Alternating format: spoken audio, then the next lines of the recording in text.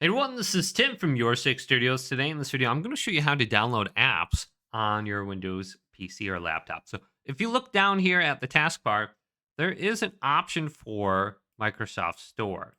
Now, if you don't find it right there, go on over to the Windows Start button, and you might find it under one of these pinned categories, Microsoft Store, or you can just type in Store.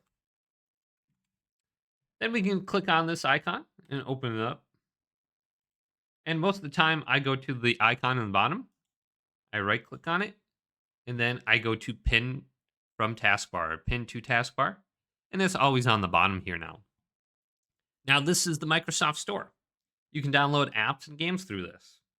And it's pretty easy. So we can scroll through here. Here are the trending games. You got Roblox on here. You got Grand Theft Auto. Trending applications. So you can get Adobe, Hotspot, Shield VPN, Discord, ChatGPT. So we have the categories on the left side for apps. We can click on that and go through here. So if we want some photos and video apps, click on this, and we can go through here. So we can go to utilities, entertainment, etc.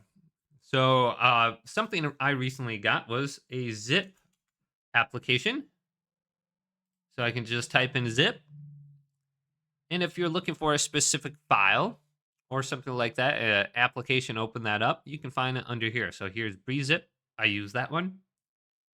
And then we have gaming. This is what the gaming tab looks like. We can get Call of Duty, Fortnite, Roblox, and other games. Just type it in on the top, and you should be able to find the game you want.